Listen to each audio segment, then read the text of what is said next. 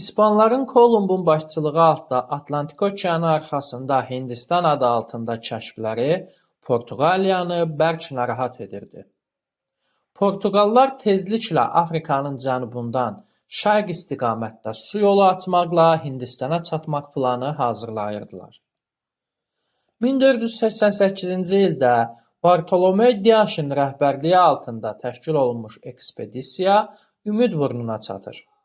Bu, Portuqalların Hind okeanına çıxmasının və Hindistana çatmalarının əsasını qoymaq demək idi. Bu məqsədlə 8 iyul 1497-ci il tarixində 28 yaşlı gənc dənizçi Manuel Vasco da Gama'nın rəhbərliyi altında 4 gəmi 118 nəfər heyətlə Lissabondan Hindistana yola düşür. Vasco da Gama dəniz axınları ilə qarşılaşmamaq üçün sahildən 1000 kilometr qərbə uzaqlaşır.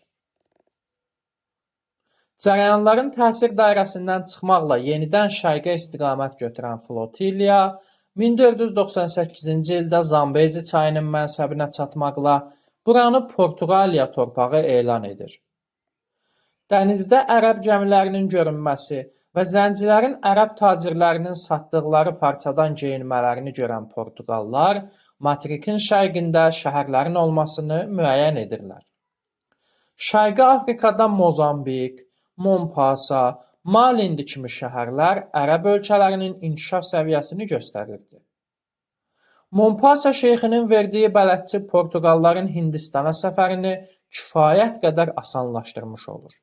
Və nəhayət, 20 may 1498-ci il tarixində Vasco da Gama'nın ekspedisiya üzvləri Hindistanın Kəlküt şəhərinə çatırlar.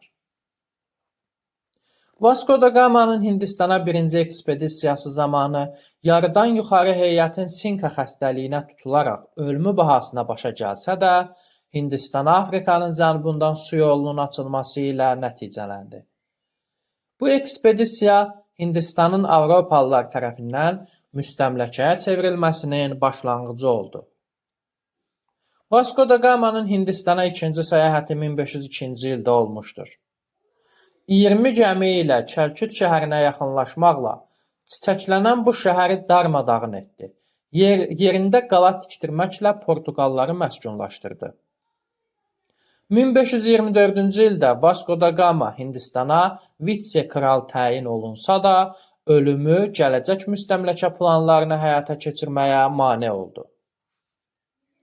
Kəşf olunmuş bu yol 90 il müddətində Hindistan sərvətlərinin daşınmasında Portuqallara xidmət etdi. Daha sonra isə fransız və ingilislərin əlinə keçdi.